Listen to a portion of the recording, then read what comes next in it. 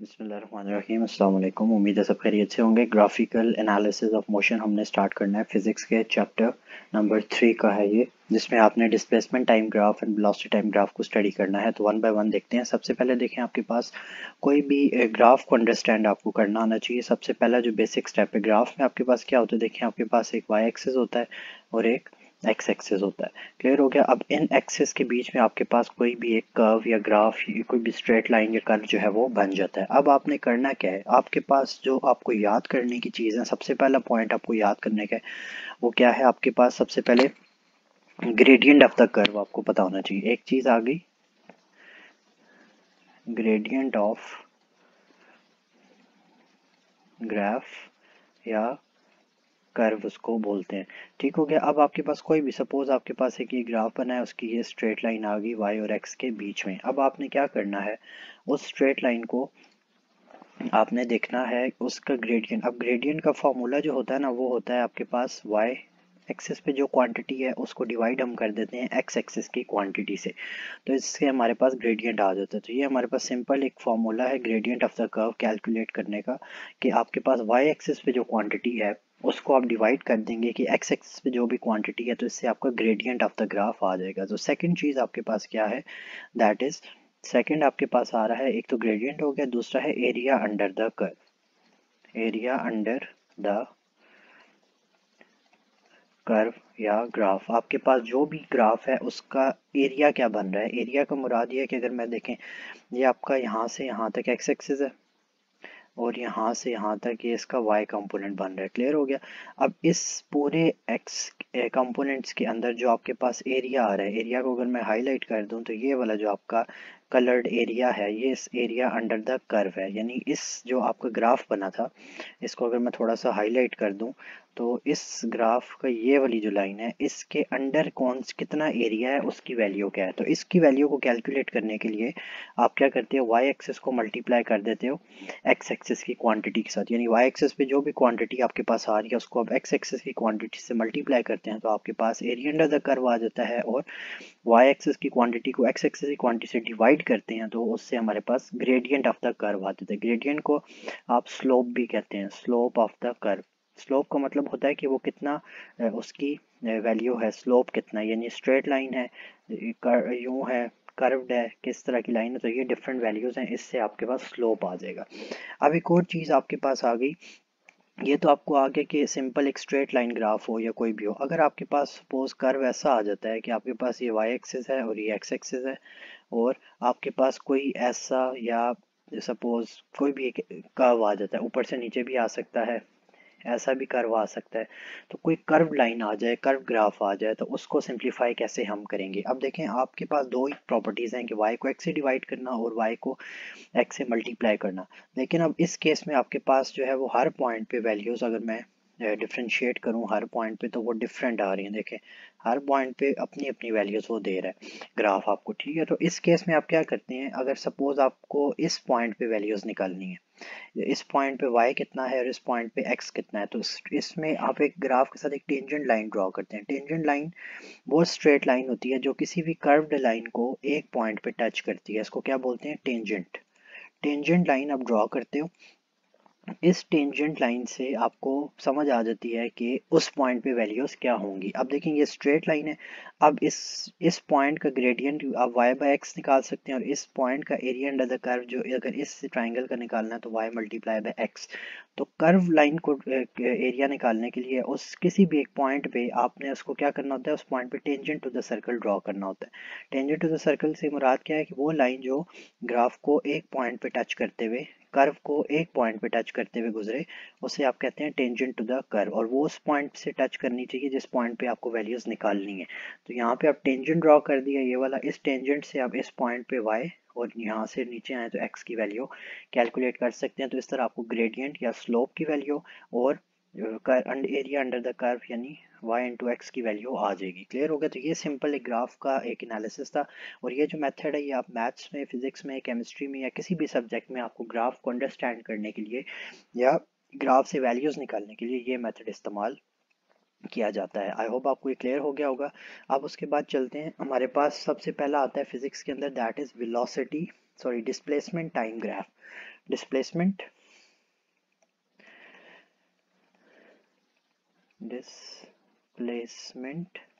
And time graph आपके पास आता है मोशन के एनालिसिस में। मोशन में आपके पास जो है वो तीन चीज़ें हैं, वेलोसिटी है, डिस्प्लेसमेंट है, टाइम है और एक्सेलरेशन है। इन सारी चीज़ों को केटर करते हुए आपने ग्राफ जो है वो बनाना है। तो सबसे पहले आपके पास डिस्प्लेसमेंट और टाइम का ग्राफ आ जाता है। सपोज आपके पास ये वाई एक्स एक्सिस, ये वाई एक्सिस, और आपने कोई भी एक लाइन ड्रॉ कर ली, तो उसमें वाई एक्सिस पे अब आपके पास क्या है, यहाँ पे डिस्प्लेसमेंट है, इसको डिस्प्लेसमेंट कह देते हैं, और एक्स एक्सिस पे आपके पास टाइम आएगा। क्लियर हो गया।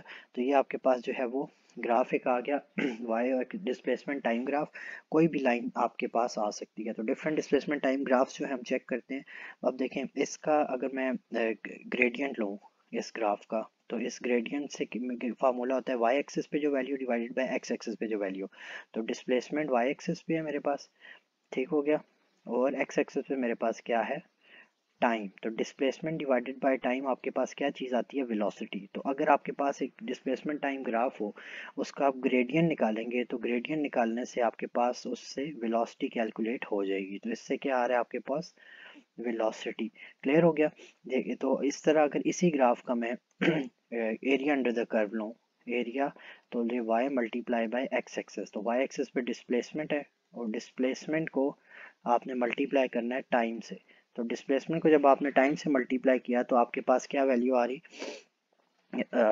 Metres and second. तो डिस्प्लेसमेंट और टाइम को आपने मल्टीप्लाई किया, तो इसके अगर यूनिट देखें तो ये मीटर इनटू सेकंड। तो मीटर सेकंड आपके पास एरिया का फॉर्मूला जो है वो आ जाता है। क्लियर हो गया। तो इस तरह आपने जो है वो एरियाज जो है कैलकुलेट करने हैं। कोई भी ग्राफ हो तो उसकी ग्रेडियंट से क्या वैल्यू आती है और इसके एरिया अंडर द कर्व से क्या वैल्यू आती है, ये आपने कैलकुलेट कर लेना है। क्लियर हो गया।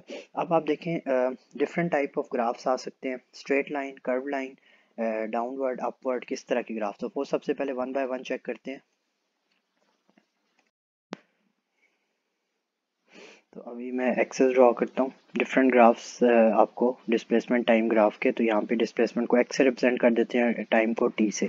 तो सबसे पहले आपके पास देखिए ग्राफिकल रिप्रेजेंटेशन, आपके पास अगर ग्राफ है, सपोज आपके पास एक इस तरह का ग्राफ है, स्ट्रेट लाइन ग्राफ आ रहा है, ठीक हो गया। अब इस स्ट्रेट लाइन ग्राफ का मतलब क्या है कि देखें, टाइम के साथ जो लाइन है ये इंक्रीज कर रही है, इंक्रीमेंट कर रही है, लेकिन जो डिस्प्लेसमेंट है वो एक ही पॉइंट पे स्टक है। सपोज ये 0 पॉइंट है, ये 1 2 3 4 एंड ये 5। तो देखें 5 के ऊपर जो डिस्प्लेसमेंट है वो एक ही पॉइंट पे लाइन जो है वो आगे बढ़ रही है।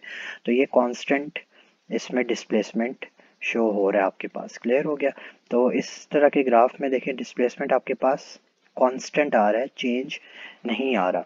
तो इस ग्राफ का जो ग्रेडियंट या स्लोप होगा दैट इज ज़ीरो।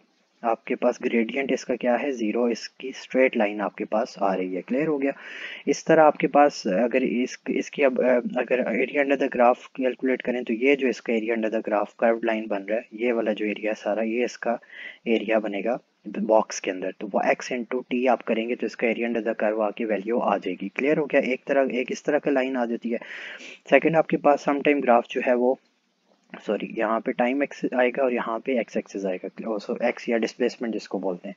अब आपके पास सपोज ये जीरो ओरिजिन पॉइंट है और आपके पास जो कर्व बन रहा है वो इस तरह का बन रहा है, इस तरह की लाइन आ रही है, ठीक हो गया। अब ये देखेंगे x with respect to time भी चेंज हो रहा है, एक्स की वैल्यू भी बढ़ रही है टाइम की वैल्यू के साथ साथ। दोनों एक्सिस को अगर आप साथ साथ देखें तो दोनों की वैल्यूज जो हैं वो एक दूसरे की रिस्पेक्ट से इंक्रीज जो है वो हो रही है। इसमें कहते हैं डिस्प्लेसमेंट इज इंक्रीजिंग। इसके कहते हैं डिस्प्लेसमेंट क्या हो रहा है, डिस्प्लेसमेंट आपका इंक्रीज हो रहा है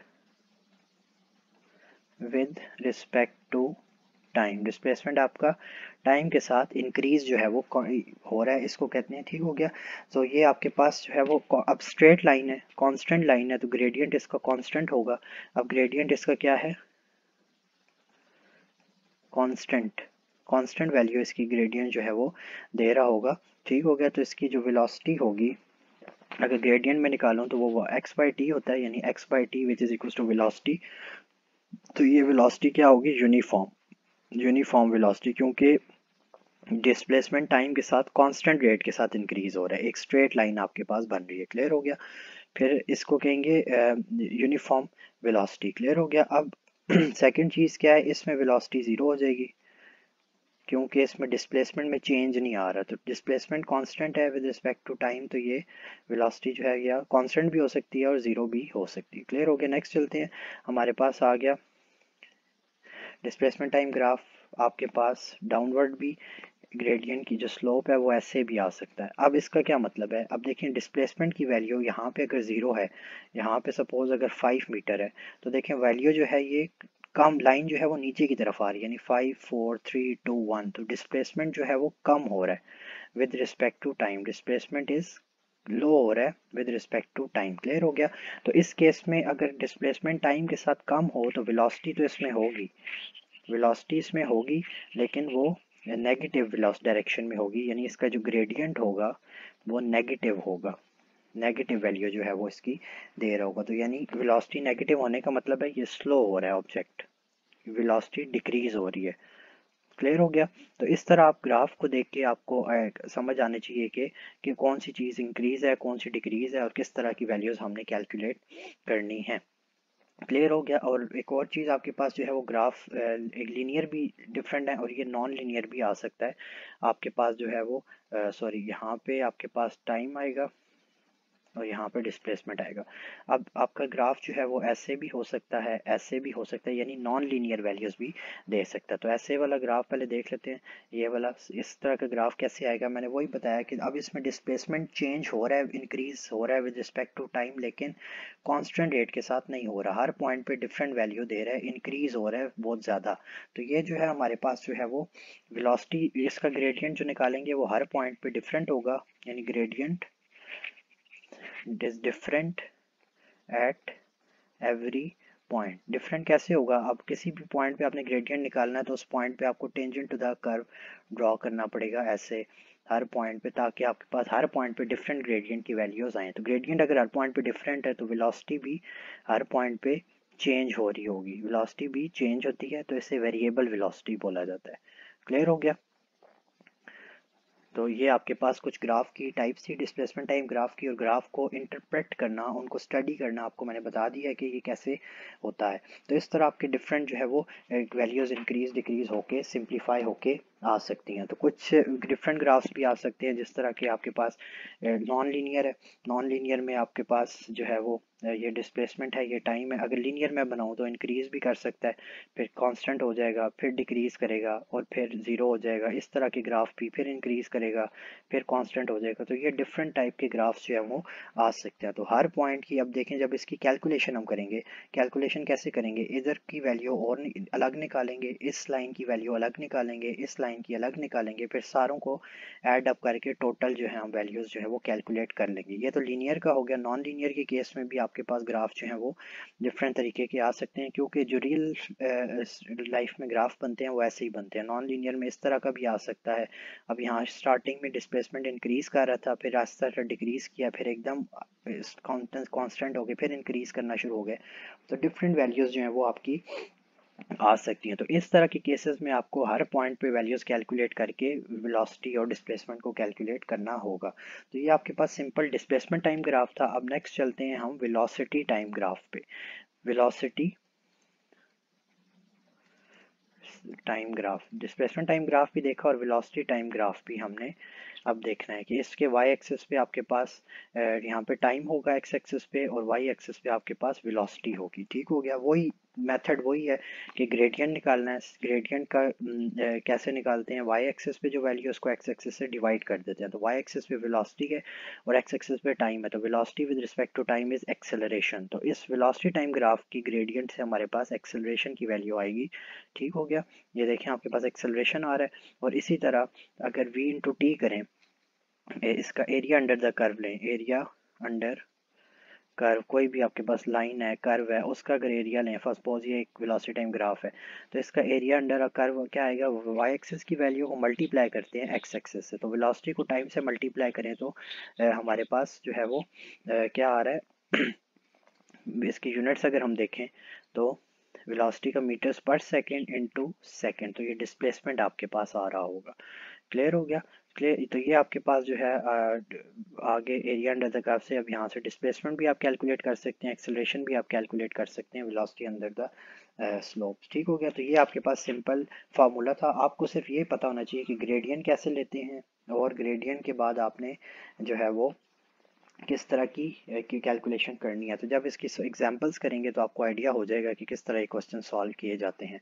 तो आई होप आपको क्लियर हो गया होगा। अब इसी तरह वेलोसिटी टाइम ग्राफ भी लीनियर नॉन लीनियर भी हो सकते हैं। नॉन लीनियर में ऐसा भी आ सकता है, ऐसा भी आ सकता है, और डिफरेंट शेप्स भी आ सकते हैं। रियल लाइफ सिचुएशन में वेलोसिटी टाइम ग्राफ कैसा आ सकता है कि सपोज किसी पॉइंट पे वेलोसिटी इंक्रीज कर रही है, फिर कांस्टेंट हो गई है, फिर डिक्रीज कर रही है, फिर नेगेटिव साइड पे इंक्रीज कर रही है, फिर इस तरह। तो ये डिफरेंट, अब इस तरह के सॉल्व करने के लिए आपको इसका अलग वैल्यूज, इस लाइन की अलग वैल्यूज, इस लाइन की अलग वैल्यूज, तो सारों को फिर एंड पे ऐड या सब्ट्रैक्ट करके हम आंसर निकाल लेते हैं। तो हर पॉइंट पे वैल्यूज डिफरेंट आएंगी। तो ये सिंपल वेलोसिटी टाइम ग्राफ था। फार्मूला जो आपने जेन में रखने हैं, ग्रेडियंट का फार्मूला और एक एरिया अंडर द कर्व का फार्मूला। तो कोई भी ग्राफ हो, मैथ्स में, फिजिक्स में, केमिस्ट्री में, तो ये आप यूज़ करके कैलकुलेशंस कर सकते हैं। तो इसकी जो सॉल्व एग्जांपल्स करेंगे तो आपको आइडिया हो जाएगा। नेक्स्ट हम चलते हैं, एक छोटी सी मैं एग्जांपल ले लेता हूँ ताकि आपको आइडिया हो जाएगा वेलोसिटी टाइम ग्राफ के क्वेश्चंस को सॉल्व करने का। फिर जो इसके चैप्टर की एक्सरसाइज सीरीज आएगी तो वहाँ से आपको ज़्यादा बेहतर समझ आ जाएगा, मैं सारी एग्जांपल सॉल्व कर दूंगा। सपोज आपके पास एक वेलोसिटी टाइम कर्व है, आपके पास ये एक जो है वो कर्व है। यहाँ पे टाइम 0 था, यहाँ पे टाइम जो है वो लेट्स से 10 सेकेंड हो गया, यहाँ पे टाइम 20 सेकेंड हो गया, यहाँ पे टाइम जो है वो 25 सेकेंड हो गया। क्लियर हो गया। तो ये डिफरेंट वैल्यूज़ हैं हर पॉइंट पे, और यहाँ पे वेलोसिटी जो है वो 10 मीटर पर सेकेंड थी। अब आपको मैंने बताया था कि हर पॉइंट पे आपने अलग अलग वेलोसिटी, तो इसका क्वेश्चन ऐसे आएगा कि एवरेज एक्सेलरेशन आपने निकालनी है। क्लियर हो गया। तो एवरेज एक्सेलरेशन कैसे आएगी, देखिए आपके पास सबसे पहले 10 सेकंड्स था, टोटल 10 सेकंड्स और टाइम। सबसे पहले इस पॉइंट की एक्सेलरेशन आपने निकालनी है। अब देखें यहाँ पे आपको आइडिया हो रहा है कि वेलोसिटी टाइम के साथ इंक्रीज हो रही है, कांस्टेंट रेट के साथ इंक्रीज हो रही है एक चीज़, और इंक्रीज होने का मतलब है कि चेंज इन वेलोसिटी आ रहा है। तो एक्सेलरेशन की फार्मूला क्या होता है, change in velocity with time. तो अगर वेलोसिटी में चेंज आएगा तो एक्सेलरेशन आपकी आएगी। तो इट मीन्स यहाँ पे एक्सेलरेशन की वैल्यू क्या आएगी, चेंज इन वेलोसिटी क्या है, final minus initial divided by time. तो फाइनल माइनस इनिशियल क्या है, 10 मीटर्स पर सेकेंड। फाइनल है, इनिशियल 0 थी, डिवाइडेड बाय टाइम क्या है, 10 सेकेंड। तो 10/10 आपके पास आ गया। तो ये आपके पास वैल्यू क्या आ रही है, 1 meters per second square. Acceleration की वैल्यू आ गई इस पॉइंट पे। तो a is equals to, acceleration is equals to 1 meters per second square आपके पास इनिशियल आ गया। अब नेक्स्ट पॉइंट पे देखिए, अब आपके पास जो क्वेश्चन है, यहाँ से लेकर यहाँ तक जो लाइन है, इसमें देखें वेलोसिटी 10 से स्टार्ट हुई है, 10 मीटर पर सेकंड से, और 20 सेकंड तक टाइम जब गया है तो वेलोसिटी 10 ही रही है, यानी वेलोसिटी में चेंज नहीं है। डेल्टा वी इसमें 0 रहा है। तो डेल्टा वी अगर 0 है तो इसका मतलब है कि एक्सेलरेशन इसमें 0 आएगी, क्योंकि चेंज इन वेलोसिटी अगर 0 हो तो एक्सेलरेशन भी 0 होती है, या वेलोसिटी कांस्टेंट हो तो एक्सेलरेशन 0 होती है। तो ये आपके पास इस पॉइंट पे ए 0 आ गया। और फिर अब इस तरफ देखें, वेलोसिटी इज डिक्रीजिंग। इस पॉइंट से 10 से 0 पे आई है तो वेलोसिटी आपकी डिक्रीजिंग हो गई है। तो एक्सेलरेशन की जगह यहाँ पे जो v f minus v i by t आएगा तो नेगेटिव एक्सेलरेशन आएगी। तो इन फाइनल वेलोसिटी 0 है, इनिशियल वेलोसिटी 10 थी, divided by total suppose 5 second लगे, तो -10/5 आपके पास क्या आ रहा है, -2 मीटर पर सेकेंड स्क्वायर। तो इस पॉइंट पे एक्सेलरेशन क्या आ गई, -2 मीटर पर सेकेंड। तो एवरेज एक्सेलरेशन कैसे निकालेंगे, तीनों एक्सेलरेशन की वैल्यूज़ को हम ऐड कर देंगे। इसको, ये जो हमारे पास आई थी वैल्यूज़, ये वाली और ये वाली, तो 3 वैल्यूज़ आई। तो एवरेज एक्सेलरेशन क्या आई, तीनों वैल्यूज़ को ऐड अप किया तो फर्स्ट हमारे पास 1 मीटर आई, 1 मीटर पर सेकेंड स्क्वायर, प्लस 0 आई, प्लस इंटू -2 मीटर पर सेकेंड स्क्वायर। तो आपके पास टोटल एवरेज वेलोसिटी जो आ रही है वो आ रही है -2 plus 1 which is equal to -1 metre पर सेकेंड स्क्वायर। इस टोटल जर्नी की वेलोसिटी आपके पास आ गई। ठीक हो गया। तो ये आपके पास वेलोसिटी टाइम ग्राफ है। सॉरी, इसके इस तरह आपके क्वेश्चंस आएंगे, आपको ग्राफ को इंटरप्रेट करना आना चाहिए। आई एम श्योर आपको आ गया होगा। तो इसकी जब फर्दर डिटेल्ड वीडियोस करेंगे जिसमें आपको डिटेल वाले एग्जांपल क्वेश्चंस और न्यूमेरिकल प्रॉब्लम्स कराऊंगा तो उसमें आपको ज़्यादा बेहतर आइडिया हो जाएगा। तो वो वीडियो आप लाजमी देखिएगा। तब तक अब नेक्स्ट कॉन्सेप्ट पे चलते हैं। नेक्स्ट कॉन्सेप्ट हमारे पास है, नेक्स्ट हमारे पास आ गया जी, equations for uniformly accelerated motion. Equations for uniformly accelerated motion. ये जो इक्वेशन ऑफ मोशन आपके पास आ रही है ना, ये आपके पास first second and third equation of motion. First क्या है आपके पास, v f is equals to v i plus a t. Second आपके पास क्या है, s is equals to v i t plus half a t square. And third one is आपके पास क्या आ रही है, two a s is equals to v f square minus v i of square. ये आपके पास तीन एक्सेलरेशन की मोशन है, लेकिन ये मोशन इक्वेशंस तब अप्लाई होंगी जब आपके पास जो कंडीशन है सेटिस्फाई होगी, that is uniformly accelerated. Acceleration की वैल्यू अगर यूनिफॉर्म होगी तो ये वैल्यूज़ एप्लीकेबल हैं, अदरवाइज ये वैल्यूज़ या ये इक्वेशंस एप्लीकेबल नहीं होंगी। अब ये तो आपके पास है लीनियर मोशन के लिए। लीनियर मोशन के लिए आपके पास जो इक्वेशंस हैं वो ये आ गई। इसी तरह जो है अगर ये लीनियर एक्स एक्सेस पे अप्लाई हो रही हैं, अगर ये equation of motion linearly y axis पे अप्लाई हो, तो वाई एक्सेस पे अप्लाई होने के लिए क्या हो जाएंगी, आपके पास सारी इक्वेशंस वही रहेंगी। वी आई प्लस माइनस ए की जगह जी टी आ जाएगा। जी is acceleration due to gravity. Acceleration due to gravity होता है जी की वैल्यू 9.8 मीटर पर सेकंड स्क्वायर। अब प्लस माइनस के साइन का क्या मतलब है, देखें अगर आपके पास इक्वेशन ऑफ मोशन जो है उसकी जो वैल्यू है, उसका फॉर्मूले का जो है वो प्लस ही आएगा। यहाँ पे सिर्फ जी के साथ आपने डिसाइड करना है कि प्लस आएगा या माइनस। वो क्यों आएगा, क्योंकि आपके पास जो जी की वैल्यू होती है वो टूवर्ड्स अगर आप अर्थ हैं तो वो आपके पास जो है वो पॉजिटिव ली जाती है, और अगर अवे फ्रॉम द अर्थ जाएं तो आपके पास जो है वो नेगेटिव ली जाती है। क्लियर हो गया। तो इसलिए आपके पास जो है वो equation of motion up and down के लिए आपने क्या देखना है कि अगर आपके पास इक्वेशन सारी वही है, सिर्फ ए की जगह जी अप्लाई हो जाएगा अगर वो अप एंड डाउन मूव कर रहा है, अब y axis and downward y axis पे। तो एक चीज़ होगी, जी की वैल्यू आपने 9.8 पुट कर देनी है, लेकिन प्लस कब करनी है, जब आपके पास एक्सल जी की वैल्यू प्लस तब होगी जब टूवर्ड्स अर्थ जो है वो ऑब्जेक्ट आ रहा होगा, और अवे फ्रॉम द अर्थ जा रहा होगा तो उसको हम नेगेटिव जी लेंगे, यानी नेगेटिव 9.8। तो ये आपके पास, और इसके लिए कंडीशन क्या है कि एक्सेलरेशन यूनिफॉर्म होनी चाहिए। तो ये आपके पास आ गई लीनियर की। अब आपके पास जो सर्कुलर की आएंगी, यानी वो आपको आगे जो चैप्टर में आइडिया हो जाएगा कि वेलोसिटी की और सर्कुलर कैसे लेंगे एक्सेलरेशन को, तो वो नेक्स्ट हम उसमें जो है वो देख लेंगे कि किस तरह हमने इसको सॉल्व करना है। अब न्यूटन्स लॉ आगे, न्यूटन लॉज आपके पास क्या है, न्यूटन लॉज क्या कहते हैं, फर्स्ट लॉ क्या कहते हैं, f is equals to m a. F is equals to m a first law है। अब इसका मतलब क्या है, देखें आपके पास कोई भी ऑब्जेक्ट है, आप उस पर जितनी फोर्स लगाओगे, उसकी जितनी ज़्यादा उस पर फोर्स लगाओगे वो उतनी जल्दी तेज़ी से मूव करेगा, यानी उसकी एक्सेलरेशन उतनी ही ज़्यादा होगी। तो F is directly proportional to acceleration. ठीक हो गया। तो अगर एक्सेलरेशन तो प्रोपोर्शनैलिटी का साइन रहता है तो कांस्टेंट वैल्यू आती है, तो इसमें कांस्टेंट मास होगा। अब मास क्यों कांस्टेंट लिया जाता है, अब देखें इस इक्वेशन का मोशन इक्वेशन का मतलब क्या है, न्यूटन फर्स्ट लॉ का, कि फोर्स जितनी अप्लाई करेंगे उतनी एक्सेलरेशन पैदा होगी, और कांस्टेंट की वैल्यू मास होती है, मास इज कांस्टेंट क्वांटिटी। अब अगर मैं मास की वैल्यू निकालूं तो ये हो जाता है F by a is equals to m. F by a is equals to m is basically mass. अब देखें फोर्स और मास का डायरेक्ट रिलेशन बन रहा है, फोर्स और मास का एक्सेलरेशन और मास का इनवर्स रिलेशन बन रहा है। इसका मतलब क्या है कि जितना ज़्यादा एक ऑब्जेक्ट का मास होगा आपको उतनी ज़्यादा फोर्स अप्लाई करनी पड़ेगी उसको मूव करने के लिए। कॉमन सेंस की बात है। ठीक हो गया। अब ज़्यादा और मास एक्सेलरेशन के इनवर्स क्यों आ रहा है कि मास जितना ज़्यादा होगा एक्सेलरेशन पॉसिबली कम प्रोड्यूस होगी उसमें। जिस तरह कार एंड ट्रक की एग्जांपल लेते हैं, कार एंड ट्रक में क्या है, देखिए मास कम है लेकिन एक्सेलरेशन ज़्यादा है, मास ज़्यादा है लेकिन एक्सेलरेशन इसकी कार के कंपैरिजन में कम होती है। तो ये आपके पास एक Newton first law of motion है, जिसको आपने सेकंड लॉ ऑफ मोशन क्या है आपके पास, सेकंड लॉ क्या है आपके पास के जो है वो ये basically this is your second law, sorry. और फर्स्ट लॉ में आपके पास क्या है, फर्स्ट लॉ सिंपल सा है कि अगर ऑब्जेक्ट को आप फोर्स लगाओगे और वो अगर रेस्ट पे है तो रेस्ट पे ही रहेगा, मोशन पे है तो मोशन ही करता रहेगा। तो ये फर्स्ट लॉ आपके पास क्या आएगा, if object is at rest तो वो रेस्ट पे ही रहेगा जब तक आप उसको कोई एक्सटर्नल फोर्स नहीं लगाओगे, और अगर वो मोशन पे है तो कॉन्टीन्यूस यानी कांस्टेंट वेलोसिटी से वो मूव करता रहेगा unless you force apply the force on that object. ठीक हो गया।